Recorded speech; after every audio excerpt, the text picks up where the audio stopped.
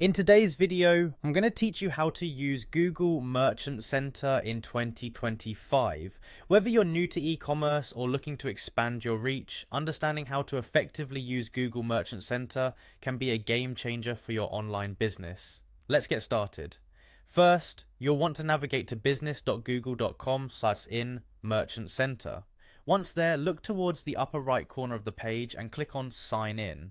You'll be prompted to choose the Merchant Center if you haven't already. If you haven't signed in yet, you'll be directed to a sign-in page. Make sure you have your login credentials handy. If you've previously signed in, you'll find yourself directly on your Merchant Center page. After you've logged in, you'll land on the Overview page. This page is your central hub, filled with steps to complete your business profile and important notifications about your products.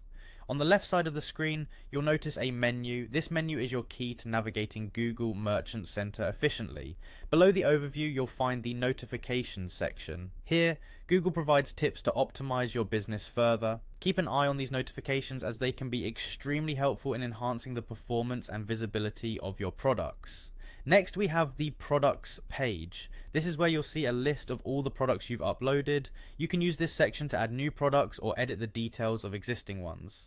It's important to keep this information accurate and up to date for the best customer experience. Moving on to shipping and returns, this section is crucial for setting up your shipping details.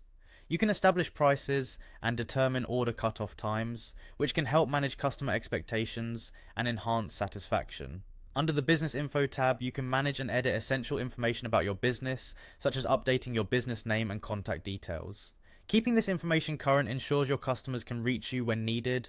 Check out the Store Quality tab next. This area provides a scorecard of your business, which is key in helping improve customer shopping experiences and potentially boosting the visibility of your products. Now, let's discuss free listings that allow your products to appear at no cost on Google Search, the Shopping tab, Google Maps, YouTube, and more. Set up these listings here to widen your reach. The Ad Campaign section is where you can set up advertisements for your shop and products.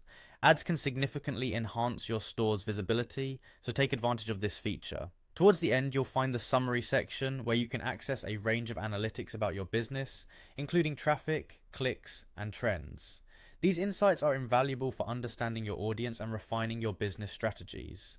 Finally, click on Show Your Products across Google to access detailed analytics for each product. If you have a physical store linked to your business, its analytics will also be available, giving you a comprehensive view of your store's performance. That's it for today's guide on using Google Merchant Center in 2025.